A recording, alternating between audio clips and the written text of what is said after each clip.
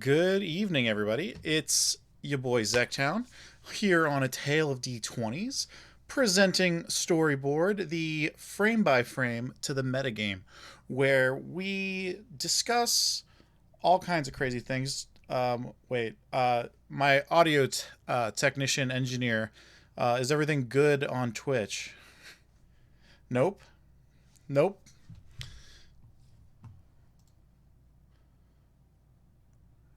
Uh, you hear me? It's just super delayed. Super delayed. Sorry about that. You know, still getting used to this OBS thing, so just making sure it works. And but anyways, we're here doing the frame by frame to the metagame, and in doing so, I say we because I do have a guest with me tonight. But before I bring them on, I just wanted to kind of introduce the topic a little bit. Um, in case you haven't been paying attention to anything in the gaming world, uh, Dungeons and Dragons found a new way to shoot themselves in the foot. In doing that, a lot of people are now looking at alternative um, gaming systems, virtual tabletops, character creators, you name it. Anything related to D&D is kind of being dragged through the mud a little bit right now, for good reason. It affected a lot of the stuff that I'm currently working on, including stuff for A Tale of D20s. There it's not. Let me just bring my guest on. I'm sure they have a lot of thoughts about the subject as well. So welcoming, um, OMG, it's Travi. Travis, my good friend. How are you?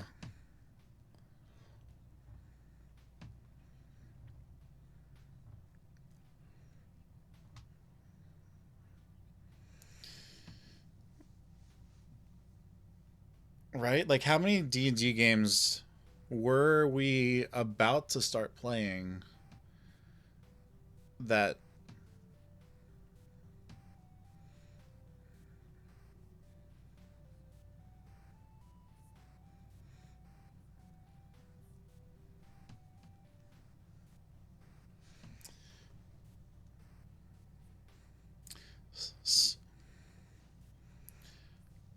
Yep. Gonna. Yeah. There were some irons in the fire with sponsored content that we were going to be bringing to the channel as well that I didn't even think to ask Omar about yet. So we're going to have to discuss that privately in the admin channel. Um, but, it kind of brings us. It's good and bad, honestly. In a lot of cases, this would be kind of like, woe is me, what are we going to do with our lives now? But I think at the same time, now we can also kind of breathe a little bit easier and and realize that we don't need those training wheels in order to play tabletop RPGs. Like, there are other games. Right now, Pathfinder is our rebound, and we are doing what we need to do. You know what I mean?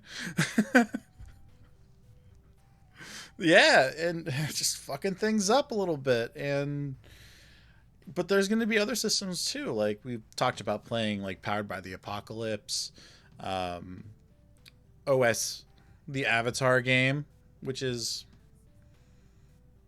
that is also powered by the Apocalypse too. Yeah, that's why we were thinking because we were just looking at that one the other day. And then there's Vampire the Masquerade, which is on like a D10 system. I don't even know what the system's called, but I know Vampire is like a completely different one. A fun one that I've played, which I guess is like a variant of like the D20 D&D system, is Numenera, where you know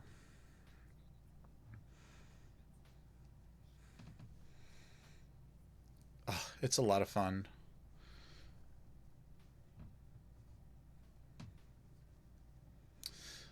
There's a and character building in that is also a ton of fun. But that's a different chat on this channel. Um, so Travis, what are we gonna do tonight? Now that so that was the problem. You know, the problem is now we need to take our ball basically and find a new game to play, literally, and we did that, or we're in the process of doing that even. Um, what's next?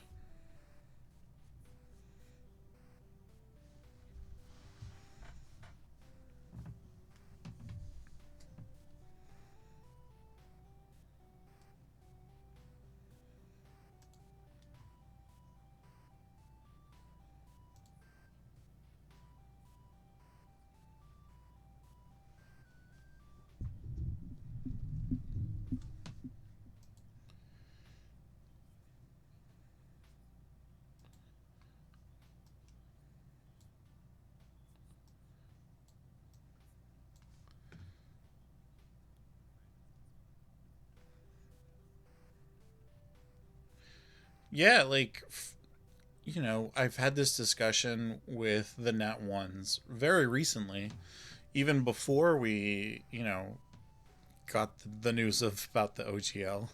But we had discussed playing different systems, and in doing so for like future campaigns and stuff, and in doing so we also like kind of like kind of like cracked my voice, but we also got into like, does this player like a crunchier game? Are more rules kind of like what makes this player excited to like be playing within the confines of a system? If is that like what they want? Or like one of the other players is just very like, I kind of want to just like make up shit and laugh with you guys. So like, okay, so a really rules light system would probably benefit, where you can do more collaborative storytelling that way. And like there's all kinds of crazy systems for that. So I think that is like a really important thing, Travis, to like find out. Well, we didn't really talk about this before because we all kind of spoke this common language that is like the D25E system. Um, can y'all learn like French real quick, and we can have these big romantic RP sessions? Like, can we?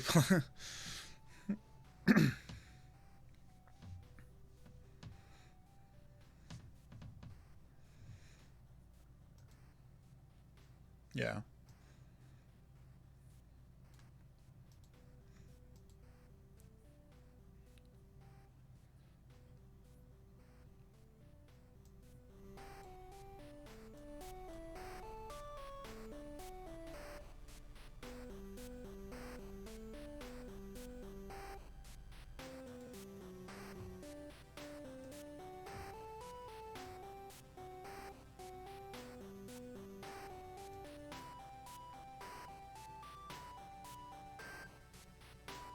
Yeah. Wait. Travis, I can't hear you on stream.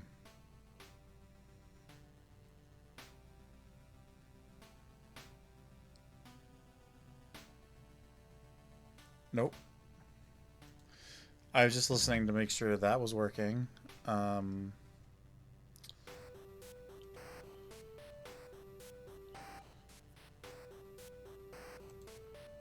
Now try. Now talk?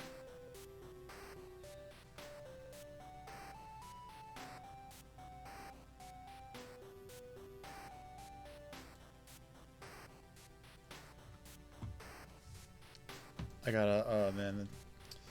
This is a predicament.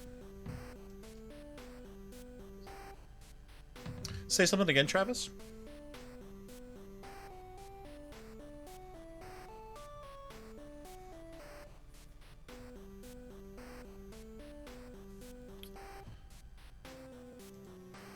Say something again now?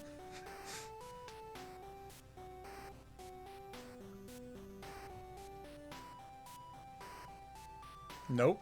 Still no Travis here. You know, I'm...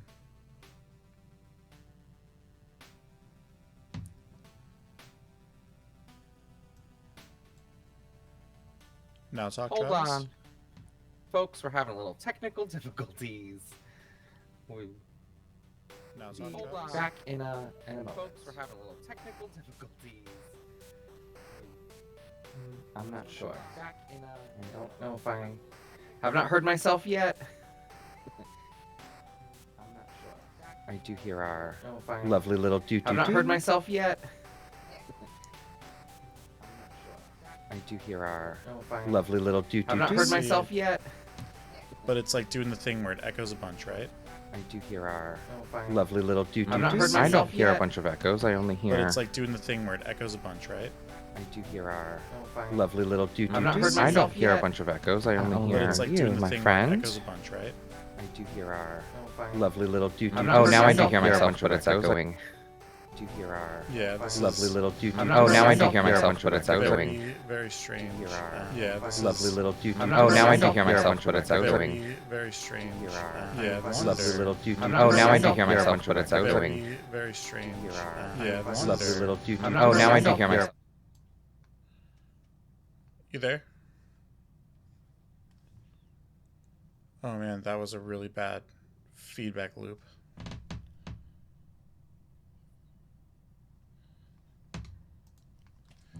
I don't know what is happening. I cannot hear you at all on stream.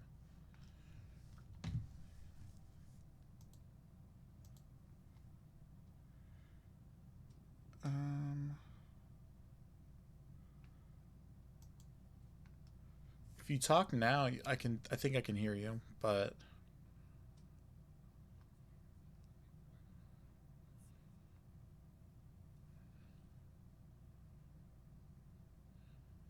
no, I don't hear you at all.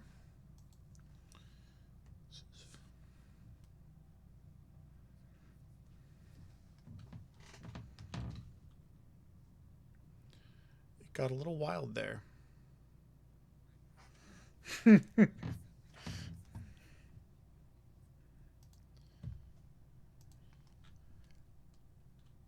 I still cannot hear you. This is so bizarre.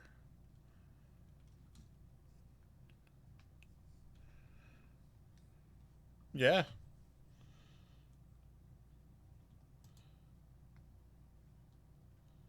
Talk again.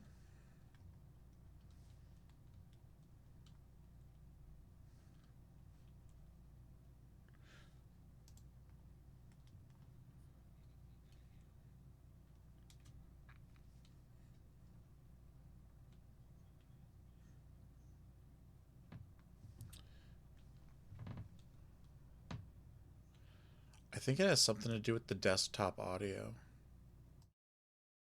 I think it has something to do with the desktop audio. Why couldn't this be a little It more has something simple? to do with the desktop audio.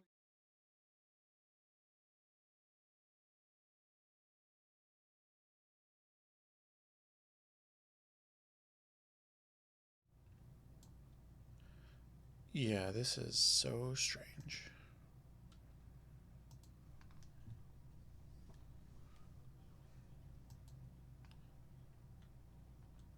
Nope.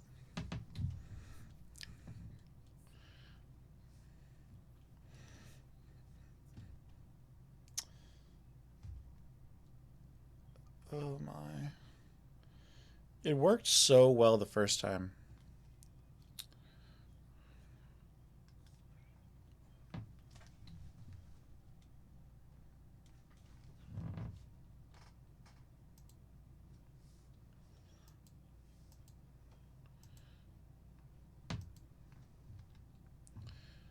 Thank you to the couple people still hanging out with us.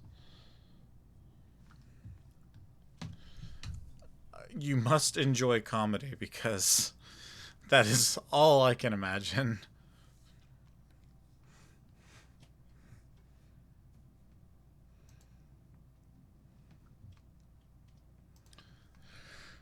Um,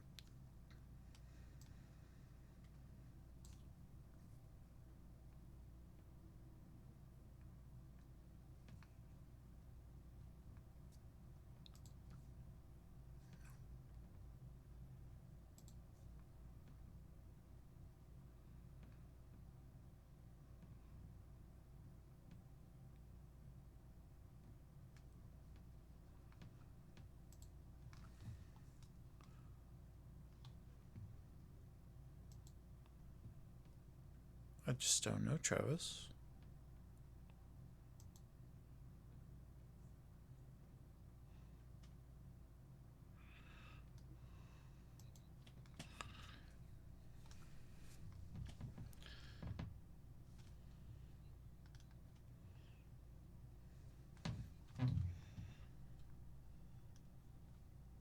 Like in OBS?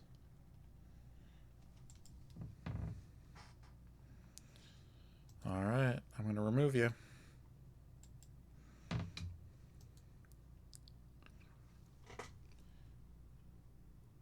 And then I go to...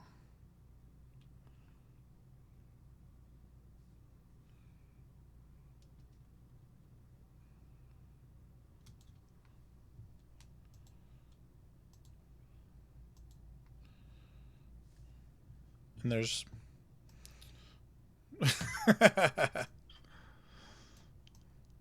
Well, but now you're...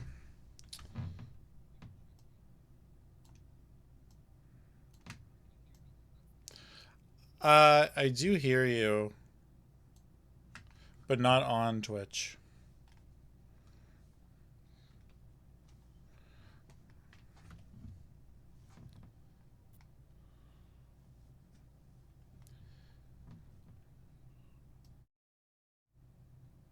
Actually, let me try something else really quick.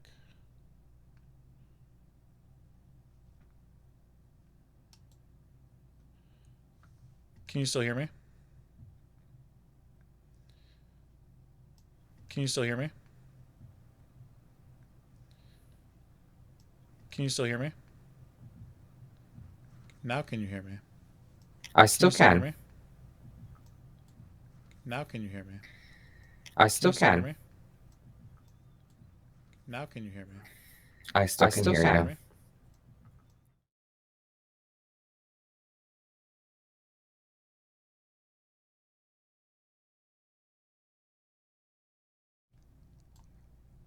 Oh boy, oh boy. I wonder if there is...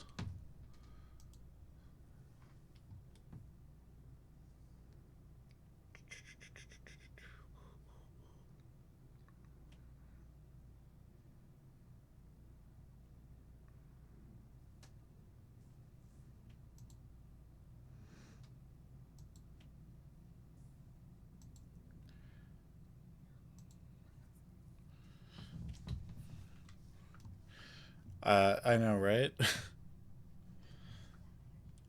Wait, is it still doing that?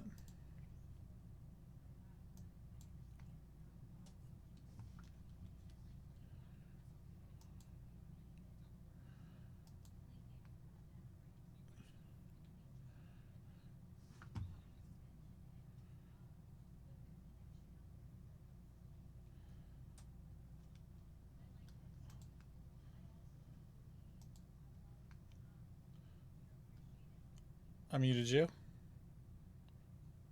No talk again.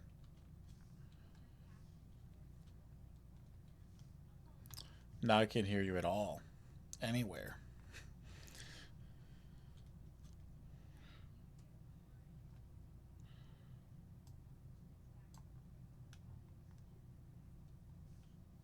What are you saying right now?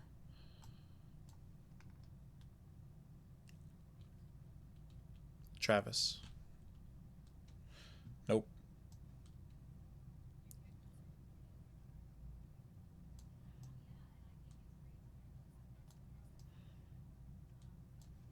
I agree.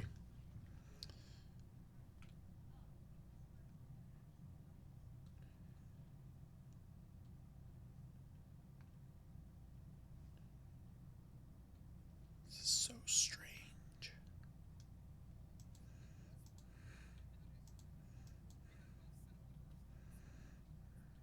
Yeah.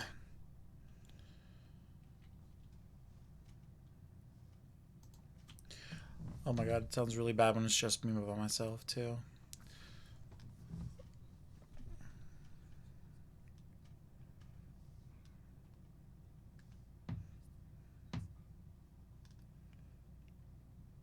Oh, maybe.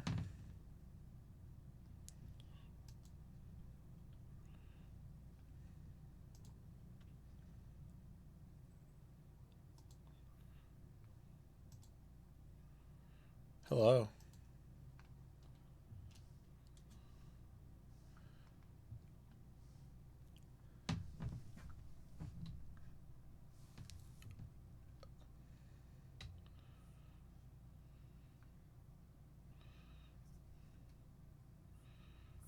But you sound double.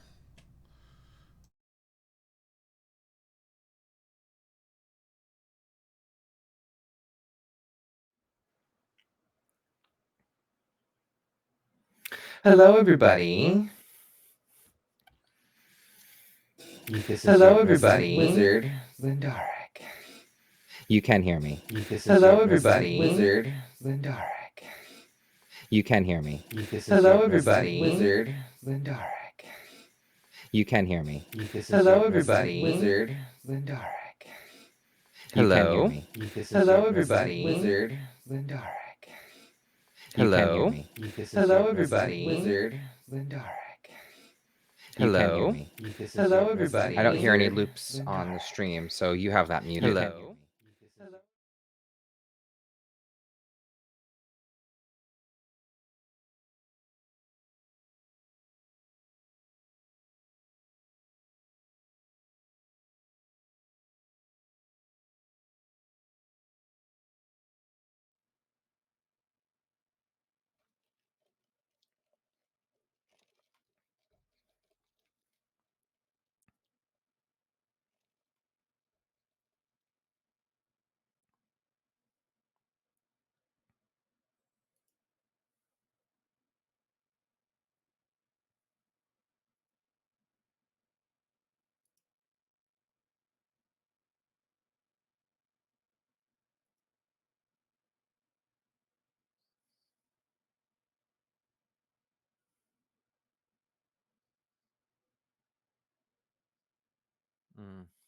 I wish I was. I wish I could jump in and see it, but I don't know how to.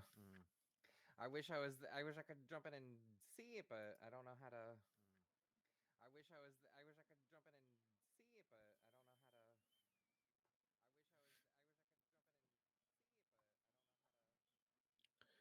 Is it an echo for you, or is it an echo for everybody? Because you might just have to deal. Is it an echo for you, or is it an echo for everybody? Because you might. My microphone was off, that's why.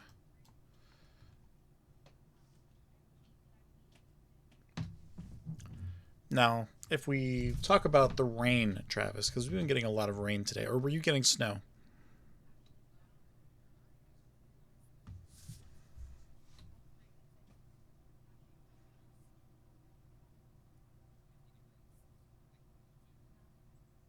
Oh, good.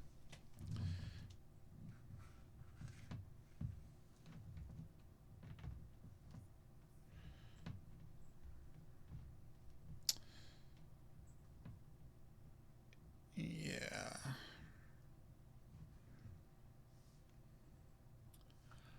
don't understand. Let me...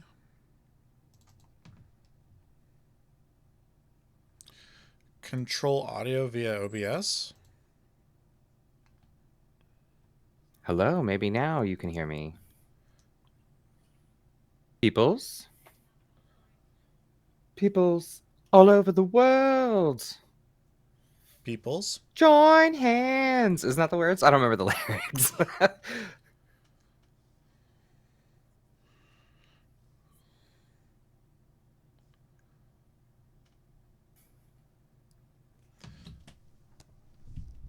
I had rain.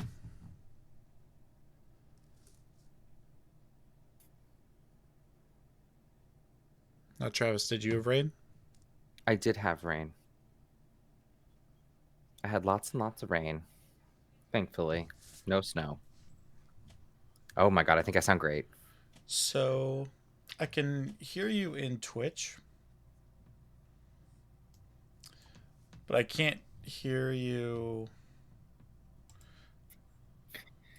Oh, I can hear myself on Twitch and it sounds good.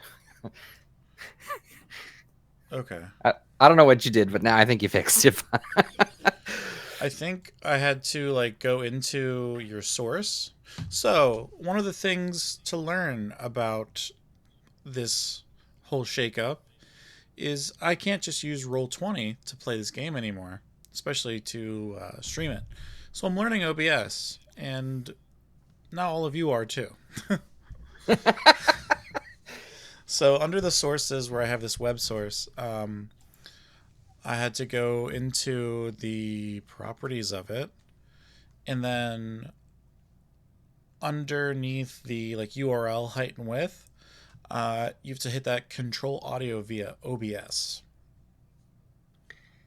Okay. And then I can like directly mess around with your source. I mean, it sounds like it's working now, though. Yeah. Does it sound good for you? It good is, for you, all of you people of this wonderful stream. And I have desktop audio off now, too, so... Because what happens when I do that? Anything? Anything?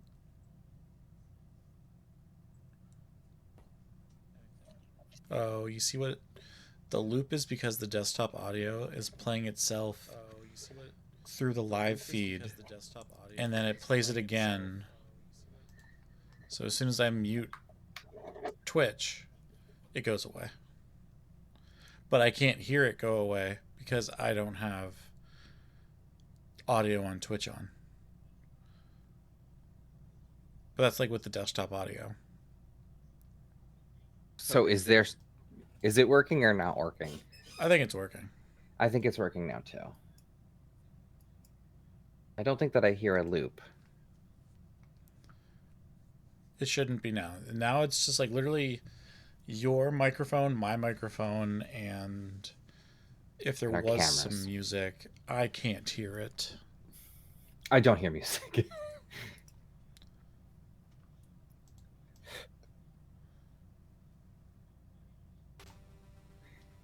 I was just going to play some though, so. I do hear us clearly though, so I think That's we're good good. now. Excellent. Yay! We did Yay! it. We did it. We figured out the internet.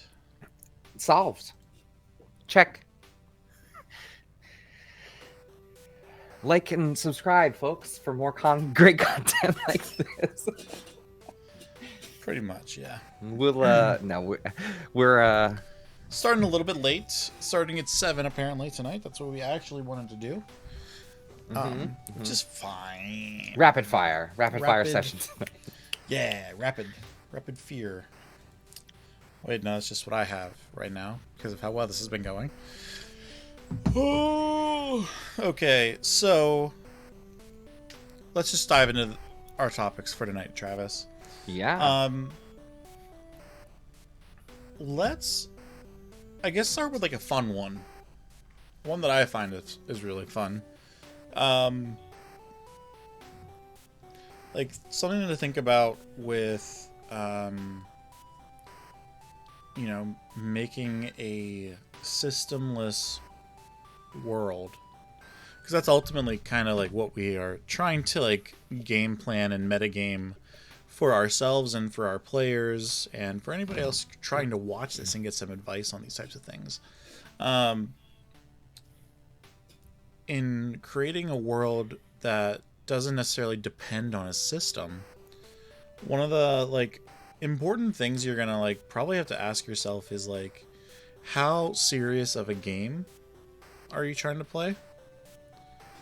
And even if it is like serious, like how much can you get away with? Yeah, absolutely. Because the player group that you have might want more concrete, fully fleshed out system, and other players, like you were mentioning earlier, might want something more lighthearted and like more funny.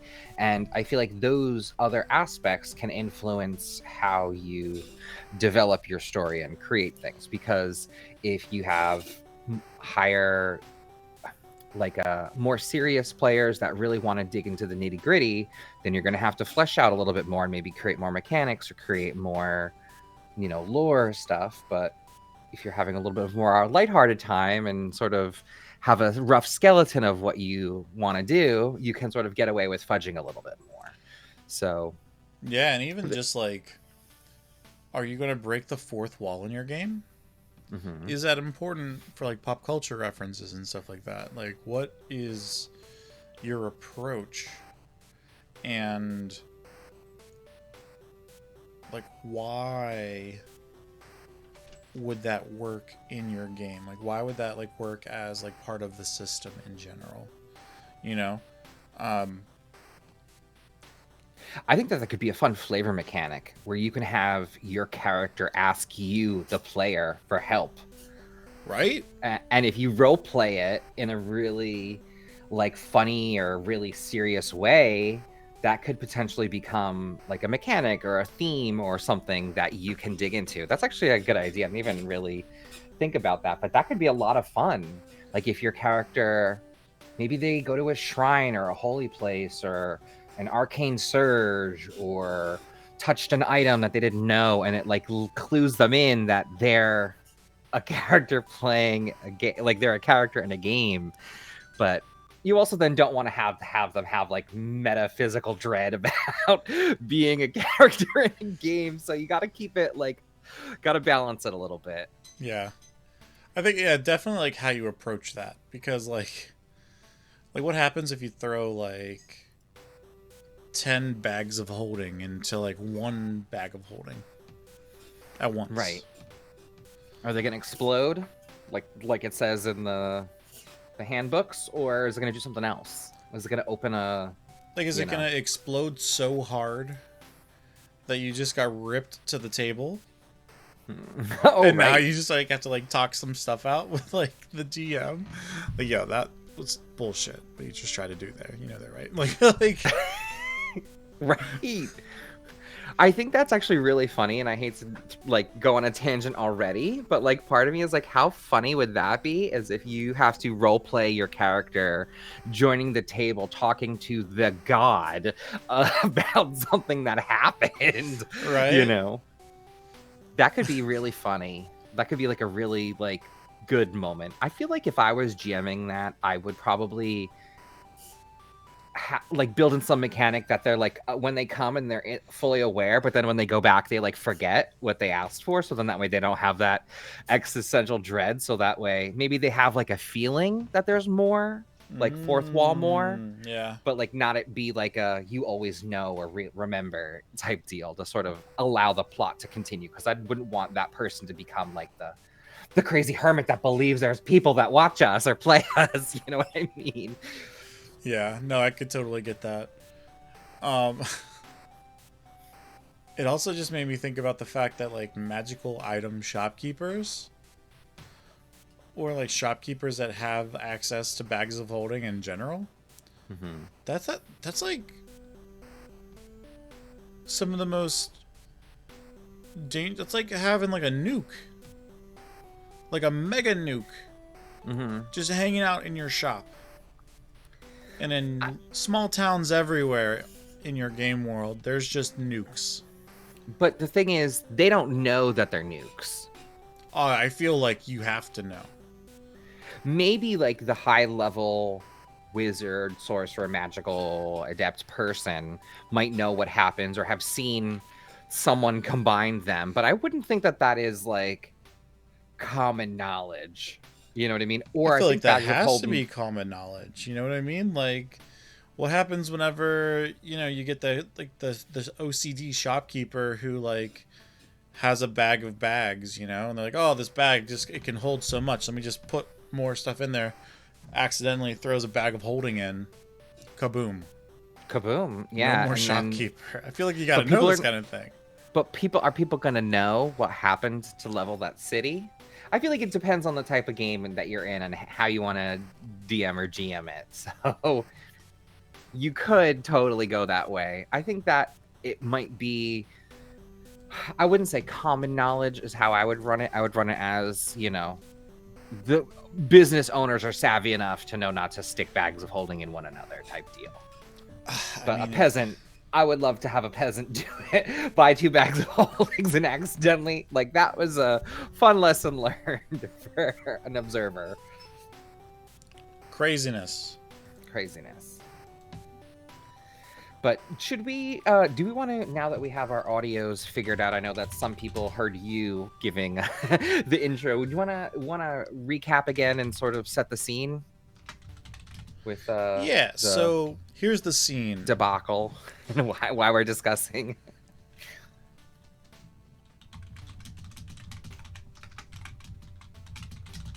Sorry, just sending out a last second tweet. So here's the scene, players.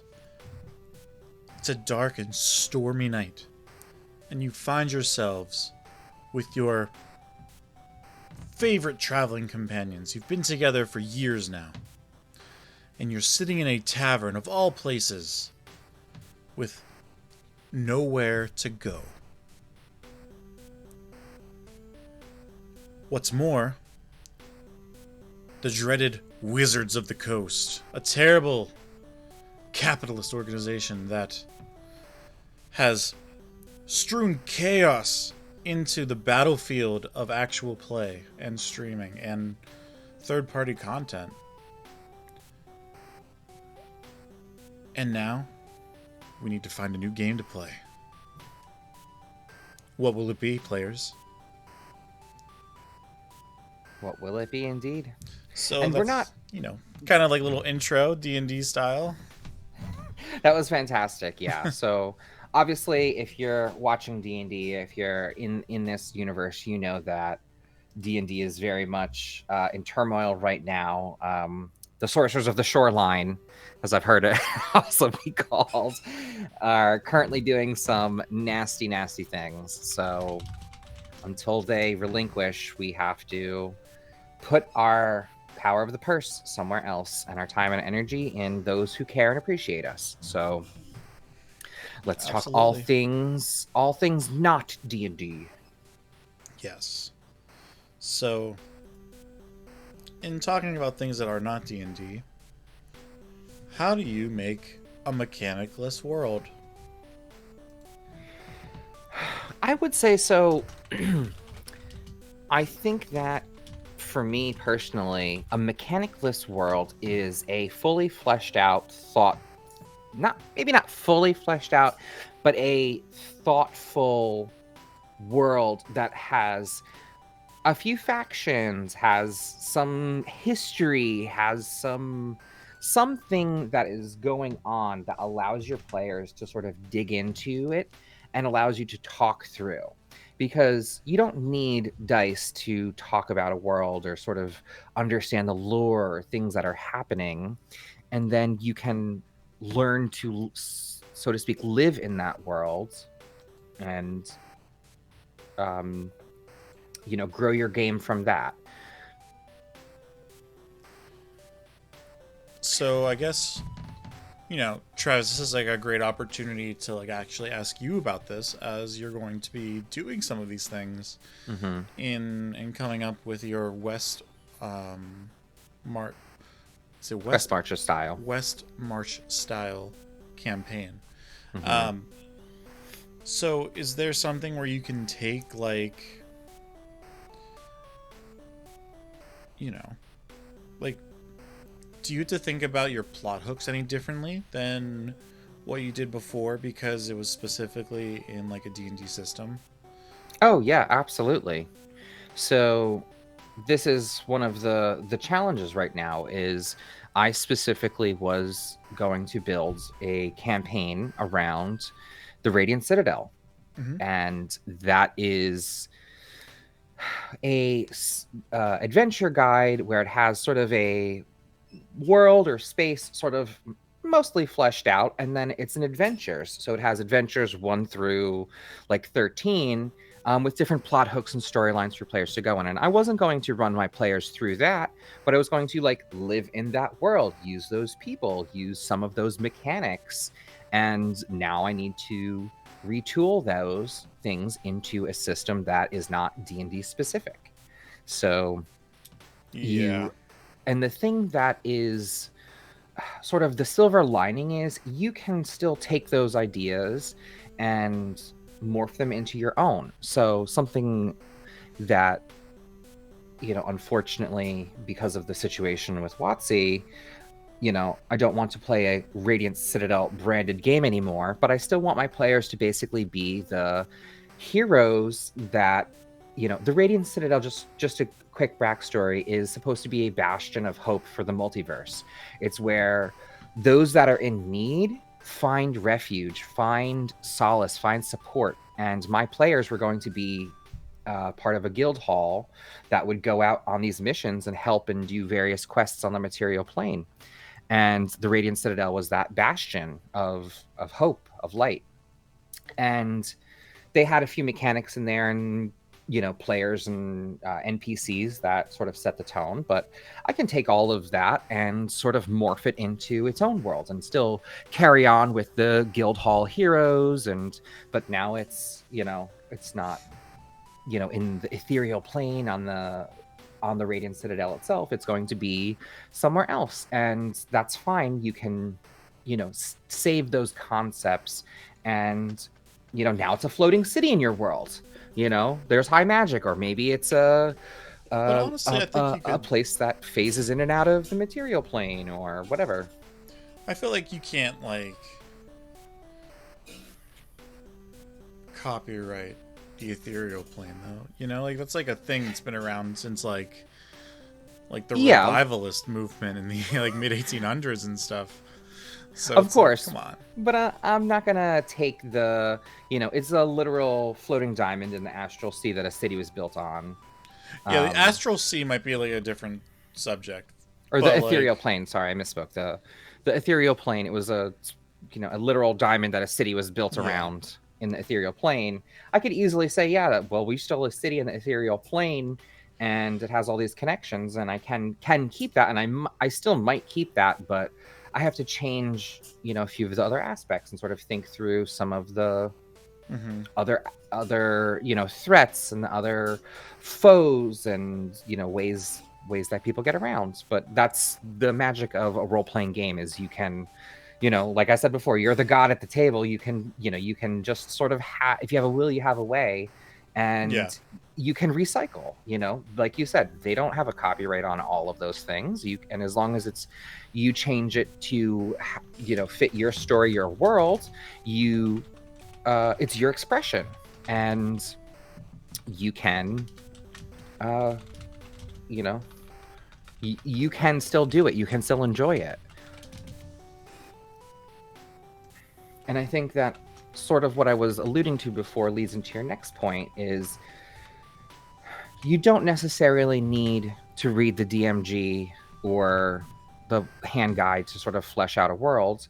You just sort of need to create a bones of your story and have the role-playing narrative worked out. You don't need to flesh out every single idea, just sort of a structure, like who's the main players in your campaign? What are your governments like? What are the races? And then maybe a few interesting landmarks that are, known to the general populace, and then there you go. Start some rumors about certain places, and there you have a fully fleshed out world and a place for your players to go and explore, you know? Right? And like you can keep things open-ended. Like you don't necessarily like one of the one of the good things about D&D was it was super open-ended with like how you treated your magical systems and like where magic came from. And I think it was done purposely.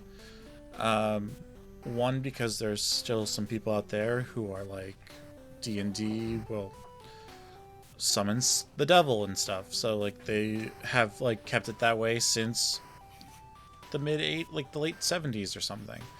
But then also partially because they want you to kind of figure out like how you're doing this magic and stuff like that.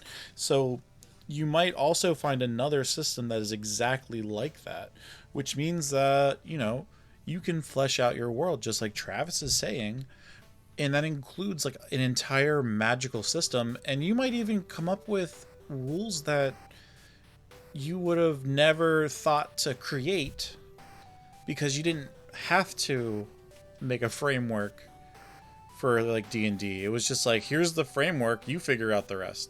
Now instead, you can figure out the rest first and then make a rule set that like is more in line with what you're trying to achieve, Absolutely. Like you were saying earlier, the Powered by the Apocalypse or some of these other games, they have a fully fleshed out way to use those dice, and you can learn those mechanics, and instead of it being on a 5 DC test of 5, 10, 15, 20, 25, it will be 3, 6, 8, 12 or something like that. It's just slightly different. You use different dice, but you still accomplish the same goal.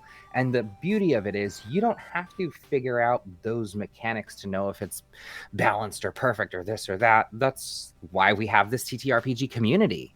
You can find the system based on a few keywords and say, hey, I want rules heavy, high dice interaction games, and you'll find it. Or if you want rules light, RPG focused, you'll find those too. Or that's what I'm discovering. I'm sure that's what you're discovering too, Zach, is that, oh yeah, like these systems exist and you don't have to reinvent the wheel. Yeah, one of my favorite things that like, we've done at PAX is like gone and sat down and played new games or sat in for a tabletop RPG session for like a new system we haven't tried. I believe, that's how you got introduced to Vampire. Vampire, right? Yes, exactly. Which is a completely different system from D&D. Like entirely different, philosophy around the mechanics and stuff like that. And where there's like almost no actual combat with like swords and axes and magic spells, but there's verbal conflict and things you're working through, and that can be just as crunchy as Pathfinder if you want it to be, probably, or probably as rules light as Powered by the Apocalypse if you want it to be. I think that's kind of what we're getting at here, is it comes back to like finding what your players want to do, especially if you're running the game. I also want to just quickly throw out there, we personally, but when I say we, I mean our ATOD stream, and I'm sure lots of other streamers and content creators feel similarly.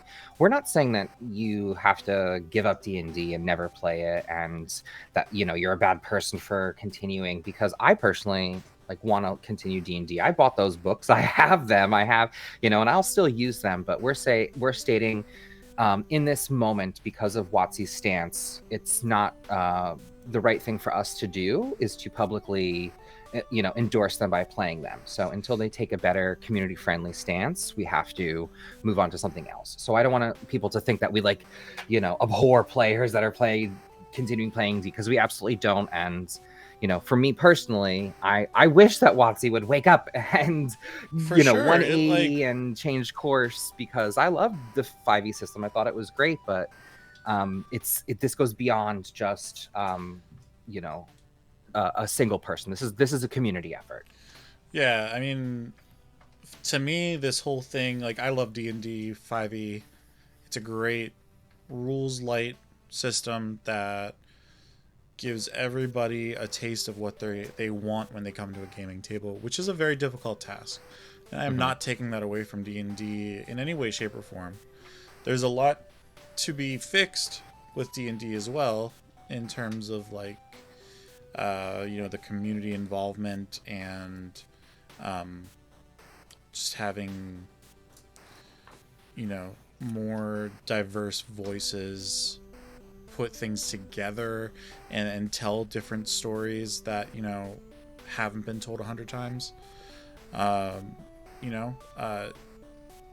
Travis, I know in our campaigns, we do a lot of things that are very queer and question our sexualities and our moralities, and we get into topics that aren't going to be published in the DMG. Absolutely. Absolutely. Like talking about like marriage and lies and like loss, all of it. Yeah, heartbreak. So there's I feel like that was one of the great things that we would be able to just like make ours, which is just something that we have to learn with other things, unfortunately. But that's what I was saying before, is those skills that we fostered and grew and created in D&D are transferable. Yeah. You didn't forget how to roleplay. You didn't forget how to be dramatic. Exactly. You didn't forget how to roll dice. Yeah. You didn't forget how to talk to your friends. You are nervous about learning mechanics and doing it correctly, and like that's part of the general worry, but and making a good character and stuff like that. Making a good character, exactly. And those are things that I don't want to. You really shouldn't have to worry about either. Yeah, you shouldn't have to worry about. And I'm trying to be flippant, but like you'll get over it. Like we'll all get over that anxiety and realize that we like these games, we like these players, we like these things, and just starting a new system is not going to be enough to stop us. Yeah. You know what I mean? Like we will persevere and then sort of have that aha moment and realize, 90% of what I've been doing I can do in this game. I just call it Magic Mercil instead of Magic Missile, or whatever. That's a bad example, but you know what I mean. I do. And I also think like what I was trying to get to before, when I think I got like way off topic, was that why we're also searching for some of these things is because it's not like we're gonna go out there tomorrow and make over 750K on a book. We could run a Kickstarter and it goes viral and the whole world knows our names. Like that's awesome. Is that likely to happen tomorrow? No. But like what is real is the idea that there has now been a pathway through third-party publishing and other smaller publishing houses, and it's just an avenue to become more involved with the community, more involved with creating published content. Like this is like a dungeon master, game master kind of centered show, and I can bet that a lot of people that are going to watch this have the same idea in their head. Like I've created some mechanics, some homebrew mechanics in my local game or whatever, and everybody really loved it, and I've even taken it to a con maybe once or twice and people enjoyed playing it. I'd love to like get this to Kobold Press or Paizo or any number of developers, and or yourself, publish under yourself and put it in the DMG's Guild, or where. I mean, that's like its own like royalties thing too. Oh, so. Right, I forget. Yeah, they share. Yeah, but like Drive Through RPG is self-publishing that you could do very easily, and that's really what this outrage is for. It's trying to capitalize on someone's potential livelihood or someone's pathway and their and you're monetizing their creativity. That's it. You're putting, it comes down to putting dollars where someone's creative juices are equatable to. And and when you start doing that and you start taking control and not allowing people to, you know, exist by themselves, it creates bad feelings, and we're gonna, you know, stop doing that thing because there's no longer an avenue to even have that hope, you know? Right. And like the thing that I find most disingenuous with WotC is, or one of the things I find disingenuous, is they're saying that people aren't, you know, they're pirating because of PDFs are the most easiest way to share files and get stuff around. But every person that I speak to owns a physical copy of it, as well as gets, you know, a PDF or a version of it. So most of this outrage from the WotC's perspective, I feel like, is unjust. Like, they are the only big fish in the game, and instead of spending the money on the creators and the artists and the community to pump out good content and more books that people want, they're just trying to squeeze out their competition. And that's not good. That's not good innovation. That's not good for the community, and that's not good for the brand. Like, if they spent all of their time and energy that they put into hurting their competition, if they channeled that into making more content, they could have easily achieved those goals that they were trying to, you know? Yeah. And I'll reiterate what I've heard 100 times from other content creators, and it is, make the product. If your product is so good, people will flock to it. Make that awesome thing that people want to have. Don't shut out the competition. Don't squeeze out the little dog. Don't make a monopoly. That's anti-American. You know, that's you know, that's anti-intellectual. Like, you don't want to do that. Like, innovation and creativity come through diversity. And, you know, sometimes it may not be the most straightforward, you know, intuitive thing, or it might feel counterintuitive to not embrace your competition, but foster a community, you know? Yeah. So let's get back on topic a little bit, because back on topic. I think what we said kind of has been brewing in us for the past couple of weeks now, but I also don't want to forget or get too sidetracked, you know, and caught up in the conflict, which is, like, I think the next kind of like topic to talk about in tonight's stream, because, you know, careful thoughts on conflict is kind of what I have written down on my little show note thing.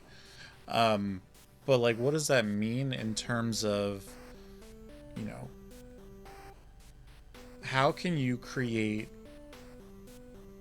like, you need to think to yourself, how can you create conflict between the players and the world and the world itself, and, you know, the players and the players? Like, how can you use conflict that doesn't depend on an intimidation check, that does not even ever need an attack roll?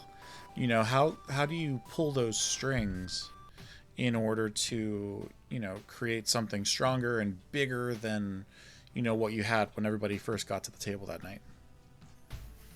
Yeah, so I would think that this sort of falls upon the previous bullet point, is the bones. You want to have a sort of, not, like we said, not a fully fleshed out world, but you need to have enough of a structure that it makes sense, because the verisimilitude of your players and group has to be maintained. And if you, you know, if you have a world that's unbelievable in the bad sense of the world, like, I literally don't believe that this place exists, you're not going to have an enjoyable game or a good story to tell.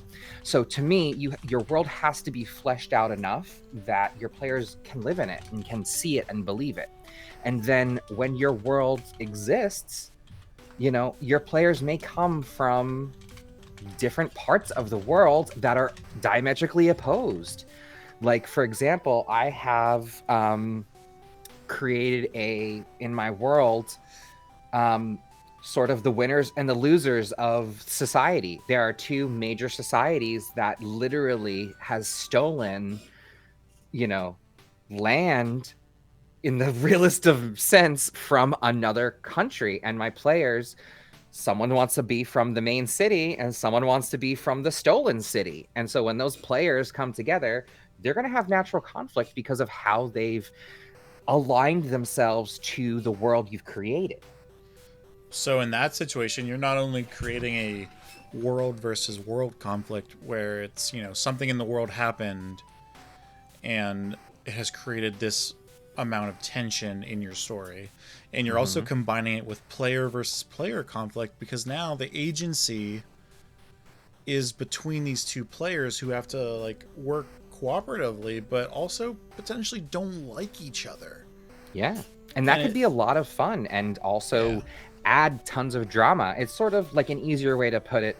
Not that many people are sports ball fans, but I'm assuming some are. But it's like wearing two different teams. Like, I know that the, Yankees and the Mets, they generally don't like each other. Could you imagine if two, the number one Yankee fan had to team up with the number one Mets fan to find a solution, or baseball's lost for forever. That could be a really funny. That'd be so bad. That could be, but that could also it would be bad because they're bad in the best way. You know what I mean? Because there's going to be drama, and who doesn't love drama? That's why we're here, people. If you're not here for the drama, then what are you here for? You know what I mean? I was gonna say something silly, but I don't even know. Because I am there for the drama. That's even if you say you're not there for the drama and you just want to go and kill monsters, that is drama in itself. Why are those monsters there? What is the drama? What is the humanist perspective on this that is, pushing you to a means to an end kind of thing? Even if it's just, some wizard bro told me he'd give me 500 gold if I bring back this manticore head. And then number one, as a dungeon master, you get to laugh at the player because manticores have multiple heads. They have a snake. Don't they have the snake tail head too? Yeah, goat, ram, and lion, I believe. And snake. Snake is the tail, goat, ram, and lion are the three heads, I believe. Unless that's something else. Is that the Chimera and Manticore I mix up? That might be Chimera, and Manticore just has different aspects of animals, but it's one. It's like a lion head with wings, and I don't want to lose the point I was gonna say though is, but in your example, you have that wizard do that, quest for that hack and slasher. And then that hack and slasher hands over that manticore head, and that wizard now nukes your city. How are you going to feel? You know what I mean? You can insert, that was the catalyst he needed to drop his bomb on your hometown, but he didn't know you were from there, and you didn't know that he was trying to do that. So that's or maybe he did, and he's just sick. Right? Maybe that was on purpose.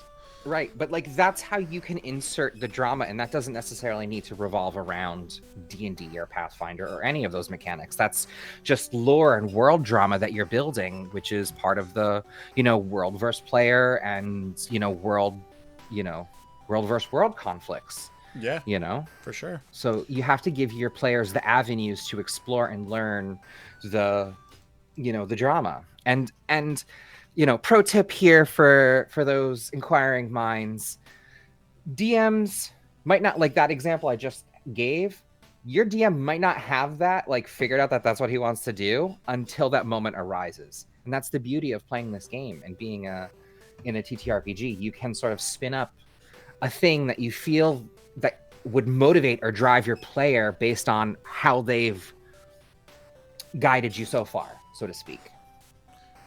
So, Travis, we've talked about conflict now. I think we need to talk about something that basically, holds its hand, because you see them going arm in arm, walking down the street together. And not only do you need that conflict, but you need those bonds between players. Mm-hmm. This is just like another incredible tool for you to keep in your toolbox, if I want to use all these different metaphors, to be able to bring out at any time and create that player on player conflict, player on world conflict, world on world conflict. For example, Travis, you were going to play a character who comes from a royal family. Mm-hmm. It's not necessarily you that's going to do this, but one of your royal family members goes and assassinates another family member very publicly. Now, there's a world on world conflict that everybody's going to have to deal with. Yeah. There's going to be a world versus player conflict that you're going to have to deal with. And because my player has a bond, I now care. Mm-hmm. Right? So I think that that's one of the more important aspects of character creation, but it's not a static set and done. Your bonds can grow and change, and you can have more over time. So, like, exactly like you just said, you know, my sibling, my family member might do something that's super crazy. And if I'm a noble or a royal, maybe the other players know of my family, and now they know that I'm directly related to someone who's done something publicly tragic. And they're going to come to me with questions, and then that might be overwhelming or prying or XYZ. And then that could cause player versus player conflict drama that you can get to like role play through and experience and, you know, figure out. And those bonds help determine how the GM can sort of pull those strings together. And another term that we use is knives. Twist those knives. So I'm sure we didn't come up with that term right now, but it's allowing allowing the player, allowing the GM a few instances of important people, places, things to influence you. You know, Mhm. you don't want to be like, even in like the perfect, my parents died, I'm a brooding Batman type character. Like, you can still leave have Cal lives. alone. But like, also, even if you come from a perfect family with both your parents are still alive and you're happy and you had no trauma, like, you can still create drama with other characters and other bonds and relationships, because there's it goes back to what I said before. If there's a will, there's a way, and you have to sort of find those connections and find those interesting ways to, rope each other together. And one of the sorry, I don't want to just keep talking, but I remember one of the techniques that I learned from the stream the other day that I wanted to share that's directly related to this, which I really loved, was when you guys were all starting your new characters, your new players together, you had to say how you knew the other player. And you sort of give your explanation of, hey, this is me and my blah, blah, blah. And then, I know so-and-so because of XYZ reason, and just sort of on the spot create that bond. I feel like I'm not explaining it well, but like a round table, like auto creation. And that sort of allowed everyone to sort of immediately jump into the mindset of, oh, I already know each other. And that's an easy way to sort of, group people together and start playing. Because, one of the things people, don't like, or it's cliche, is we met at a tavern, a wizard gathered us together, and blah, blah, blah.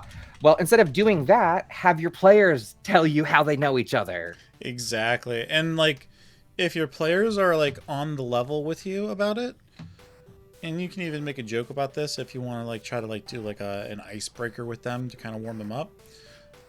Ask them to try and chain together a bunch of bonds that has now created a silly story that connects all the players at the table. Mm-hmm. So kind of the way that we did this during this Pathfinder low-level introductory box playthrough was like I went first as like the first player introducing, and then I kind of stopped, and then the second player had to make a bond. I think they introduced themselves too, and the GM was like, "How do you know him?" Now that we've seen one person, we get a second person. How does the second person know the first person? And they daisy chained that one, and because it went around, since you went first, you actually went last. Correct. Yeah. But I thought that was so interesting, and it's a nice, easy way to sort of jump players together into knowing each other and getting that connection immediately, because you can sort of build off of what the previous person said, and you don't necessarily need to go into full detail.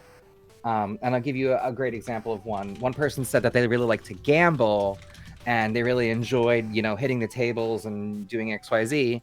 And the next person explained that they were a thief, and they most likely pickpocketed that person while they were gambling at the casino trying to get some coin.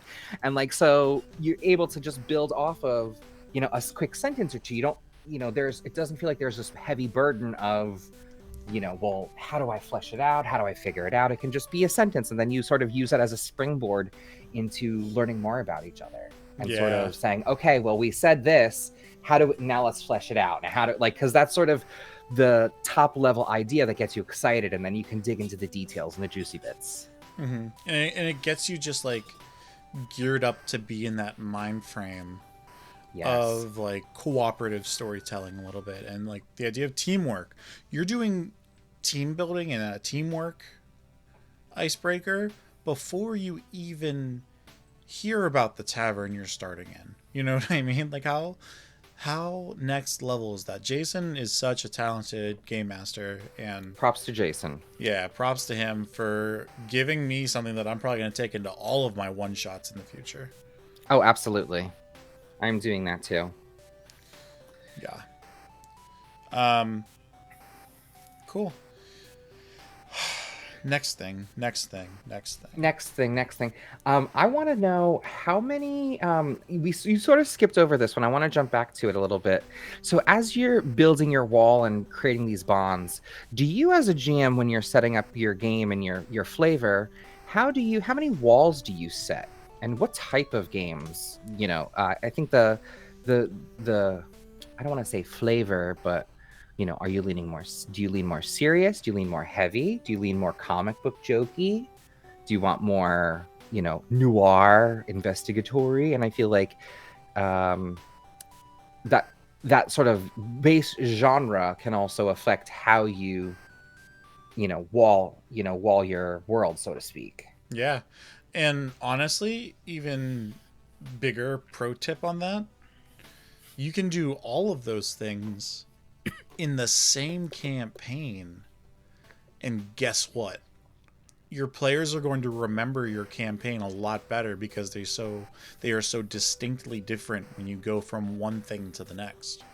I specifically have done this where the first thing in the Nat ones they did was a heist, and it had that tempo of a heist movie, and like going from one action thing to the next action thing to like a planning stage.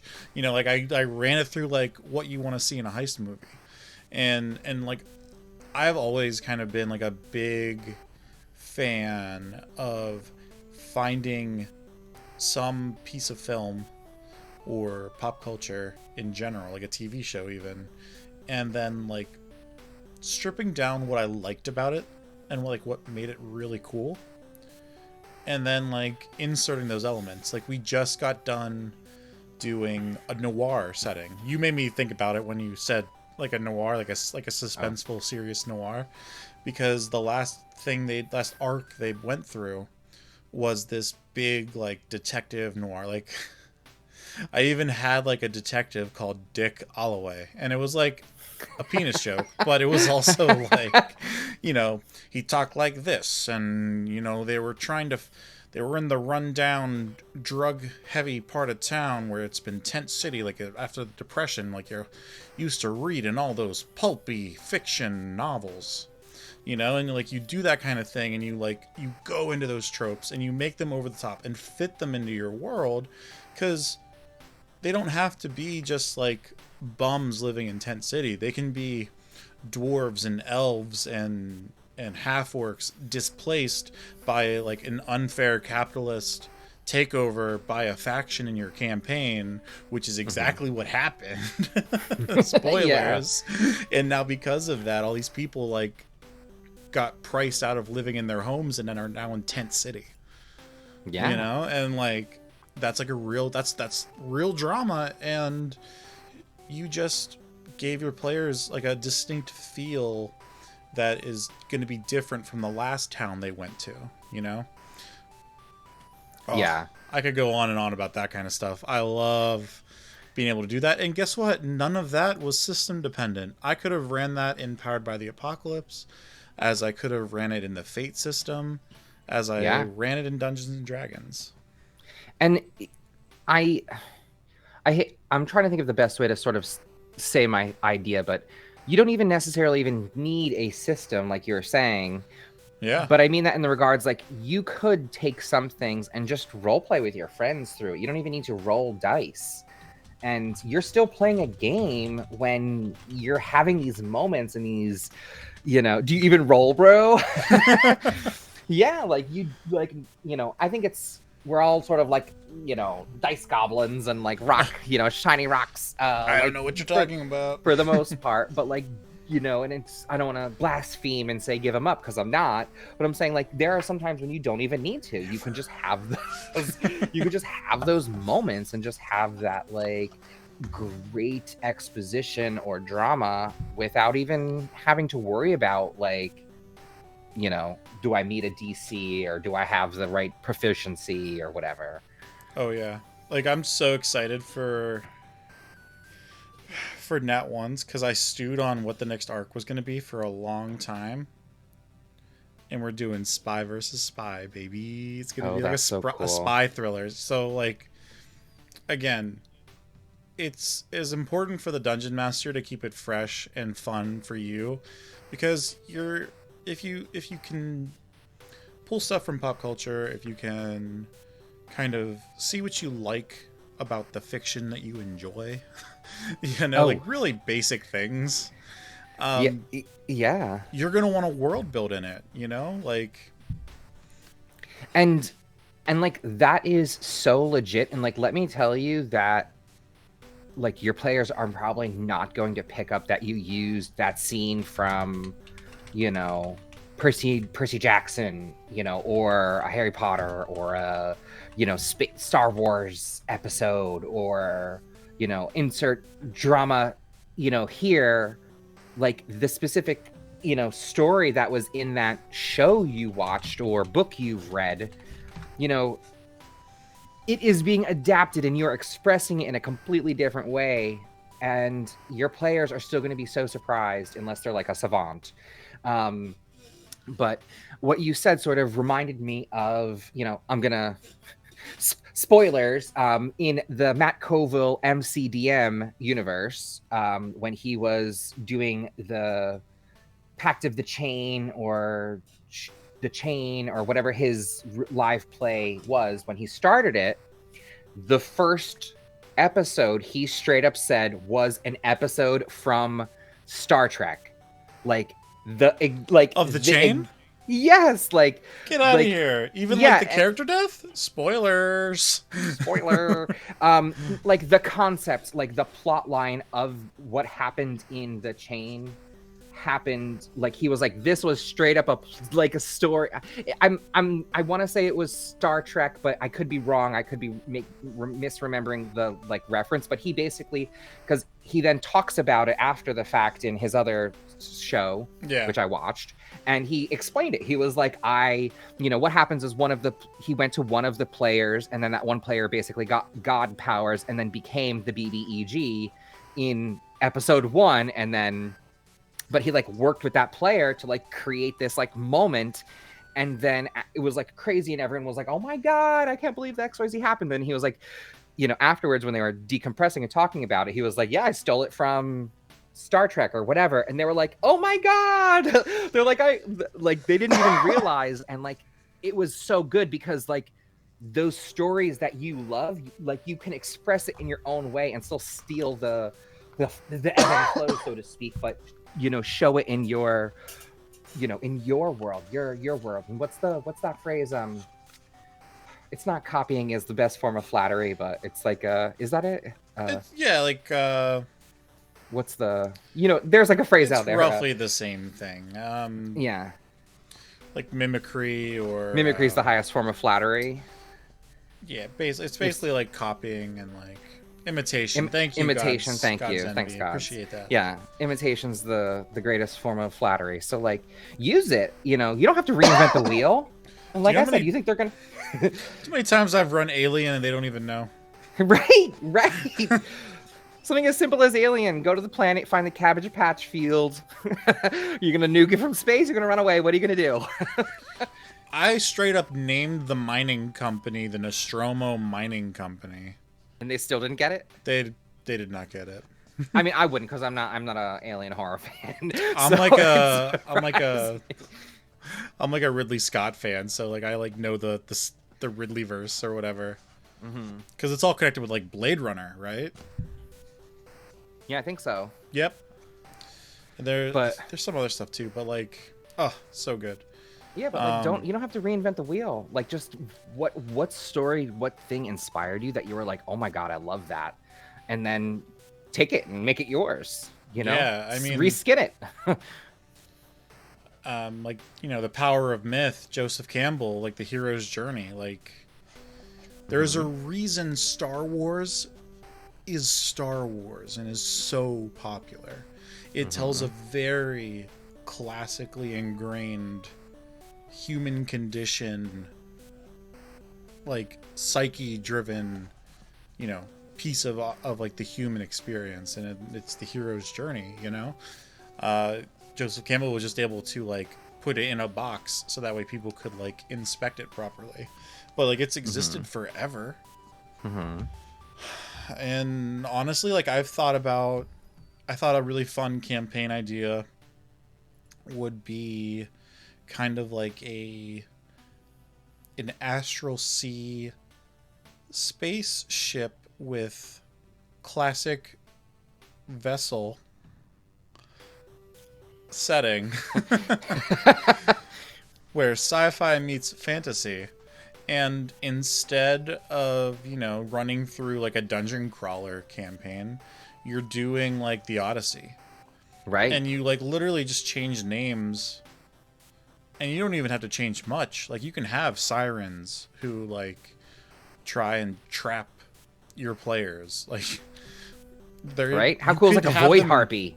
You could have them meet space giants. Like, right? And, like, you can have them meet, like, a crazy powerful sorceress who tries to give them potions into forgetting the rest of their lives and wanting to just stay in one spot.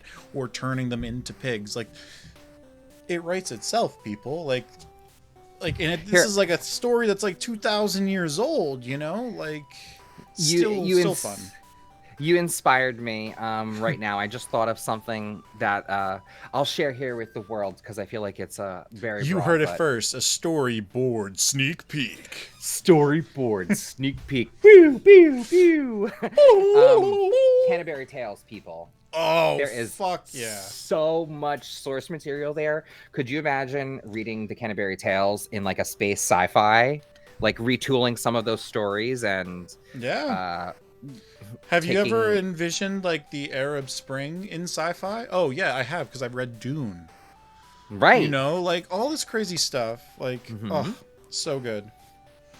And that is a fantastic idea, Travis.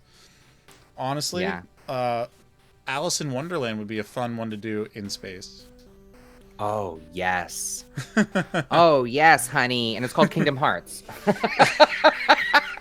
No, I'm just kidding. But, you know, like Disney They're not But trying still, to be like, original. Actually, that's actually a great idea. You could totally turn Kingdom Hearts into a whole effing D&D Pathfinder, open source game tabletop scenario. Like, that For would be sure. insane. I mean, if you sort of, tool it down, because we all know that the Kingdom Hearts universe is way too complicated. So you'd have to pick and choose your battles. Just but there's complicated lots of enough, baby. Right? Oh, man. I'd love that, actually. But I guess what we're saying here, at the end of the day, you don't need one game system to enjoy storytelling and to enjoy hanging out with your friends and having a good time. Because that's what it's all about, whether you're the dungeon master or the player.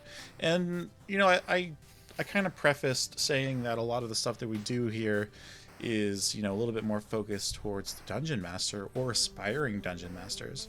But, I think a lot of the stuff that we talked about here is great for players too. Like, going back to those the bonds. I have gold bond, not just a powder. This is like a huge thing that gives you, the player, such an advantage whenever you're trying to get started in a world, because you do this and now the dungeon master has like another relatable thing that can draw you in to whatever the main plot hook is. I encourage you, and I don't want to speak for all DMs out there, but I would be highly suspect if they did not want you to form bonds with your other players. And I want to say that I can almost guarantee you that they would actually encourage you to. Like, if my players came to me and were like, can we know each other, or can we maybe not know each other but have interacted or something, I'd be like, yes, Lord, please give me the juice, because that's also less mental load for you, the DM, to figure out and find a way to bring people together. Because ultimately, like, this is also another thing that I say to my players always up front. We are playing this game together as friends. Don't play a character that does not want to play with other people. Like, yes, you can be, shadowy or, sassy or solo-ish, whatever, but make sure if you're making a soloist, that's a person that's going to have a change of heart in their character arc to be with other people. Like, keep in mind that you're playing a game. That game you want to play with your friends, and it's more fun when you're connected and you have those, you have those gold bonds. You got those gold bonds. Gold bonds. Like, they are golden bonds. I'm actually going to put that here. Golden bond.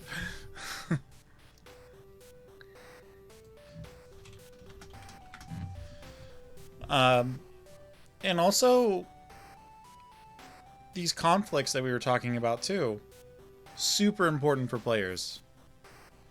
Super duper important. In your backstory, I want to hear about how you came from the kingdom in strife, or from the faction of guilds that are at war with each other in the big city. Like, give me that Gangs of New York backstory. Give me, that War of the Worlds. Give me whatever. Like, I'm here for it. Also, Gangs of New York would also be a cool campaign to run. Just saying. Yeah. And that's like a challenge to run a campaign in one single city. It is possible. I've seen it done. This could be a fun way to try. Yeah. I might even do that myself. Put that in my back pocket. Right. I know. When I said Canterbury Tales, I was like, do I want to say this? I'm like, no, there's enough that I feel like I could share. Oh, Travis, on these types of things, I give away so many of my secrets. I know. I actually, I know that one of our topics that you're getting to, or the last topic, I have a thing that I might want to, I was kind of saving, but maybe I'll give it away on this stream. Let's do it. Let's homebrew some mechanics. It's the last thing we're going to talk about here. Okay.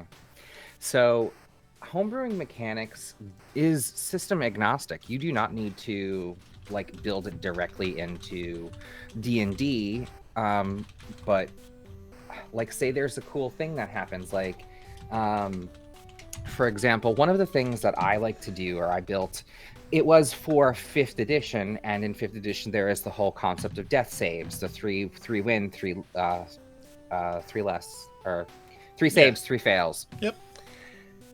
I came up with the doomed condition, and this was a curse that like a player's got, and basically it auto bubbled in one of your death saves if you were doomed 1, doomed 2.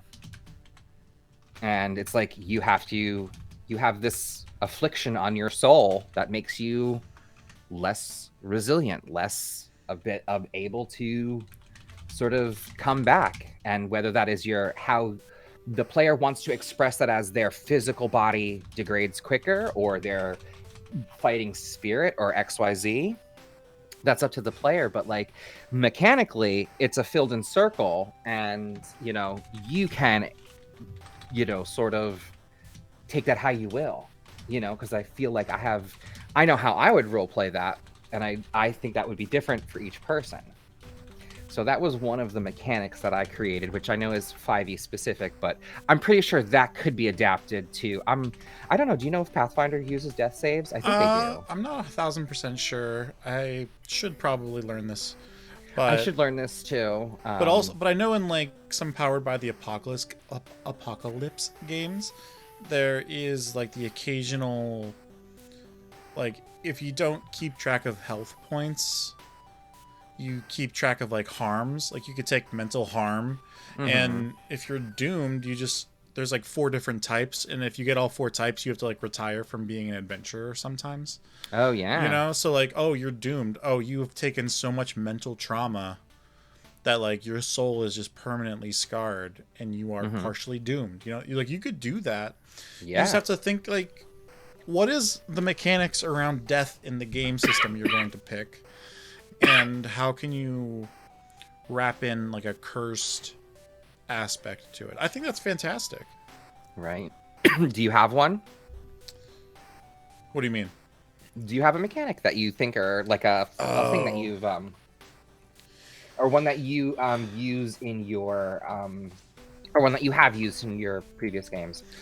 In my previous games, I had a mechanic that I thought was really dope, but my players did not care about micromanaging their keep nearly as much as I thought they would. I basically made like a Civ light version of Civ in my world where, I had it all set up. Like they'd have like an encounter save, for example, like on the road, or when they got to a city, and if they saved like a certain person, that was like a key for me to then be like, oh, let me offer my services to your keep, and like it would like allow them to have like additional like assets that would allow more people to move to their keep, or it could be like a detrimental thing, like, oh, you saved this like school of orphans, now they're all going to your keep, you have to build a school now. You better find a way to take care of that shit. And so like I was building that like as a mechanic into my game, and my players were just like, man, we can't even take care of horses, like why are you giving us a whole house? I too, I definitely feel your pain and lament creating way too much for people that do not want it to mismanage that. I created a keep with retainers and classes and sub stuff for my players, and they're just like, okay, it's cool. I even came up with like a tower defense thing, and they're like, we're never gonna do this. No, yeah, they're like, no thanks. I have one more that I actually like found today, and I have to say it was not mine. I'm part of a few GM groups on various social medias, and scrolling through, I found one that I really liked, and I actually wrote it down, and I'm going to implement this. So lightning round, because then I gotta run real quick, so let's hear it. Oh, sneak peek players. If a hag ever says that they'll give you a gift from me, and the only thing they ask for you in return is your final breath, I wouldn't accept it. But it's the hag only wants a breath in a bottle, and it's very similar to my doomed mechanic, but it is such that you get whatever you need from this hag, and when you're downed, you fail 1, you fail 2.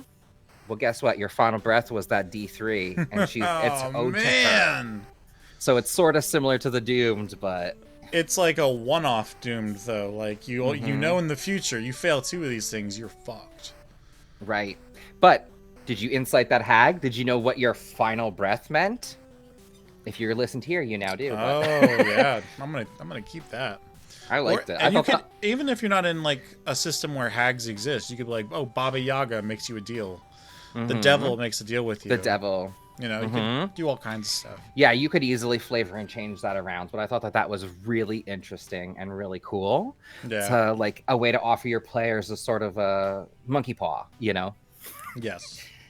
So, but that's awesome. It was so much fun chatting with you and talking. Thank you so much for allowing me to be your guest today and going frame by frame through the metagame. You know it. I'd love to chat with you. Yeah, I think I have my next session already booked. More on that in the near future. We're going to have a guest called, he runs a project called worldbuilding.io. And it's pretty freaking sweet. We're going to see them here soon in a couple weeks, where I interview them on some AI, which I know is like a very intense topic for me sometimes. Is it okay? Is it not okay? We will find out next time. So make sure that you like, subscribe, all the fun stuff. We would love a subscription from you. Especially, you know, you got those free Amazon ones if you have Amazon Prime. What are you doing? You're just wasting... You're letting Amazon keep the money. Send it our way. We'd love it. Yeah, we need it. Thank you for that. Thank you, everybody. Your support. We'll see you on Sunday with our next thing on this channel. Or next Sunday, but we'll have some stuff before that, I hope. So, I'm getting ahead of myself. Thank you, and God's Envy. Appreciate it so much. Let's... go raid some people. Yeah, let's send the love along. Thank you so much for hanging out. Sorry for the disruptions. We'll iron out our kinks in the future, and hope that you had a insightful time today. I know I learned a lot. I did too. Oh, that was so good. But you raid on out. Thanks, everyone. I hope you have a wonderful Wednesday and a great rest of your week. Ah, shoot. Ah, jeez.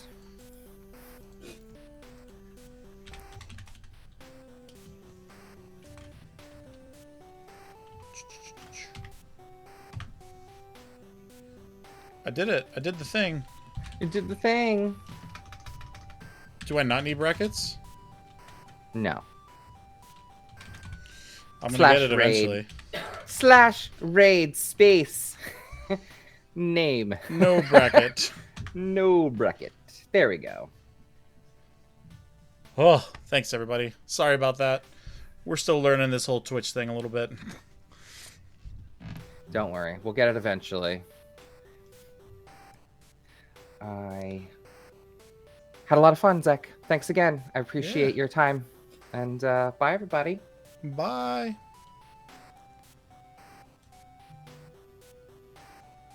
They're supposed to be live. Where'd they go?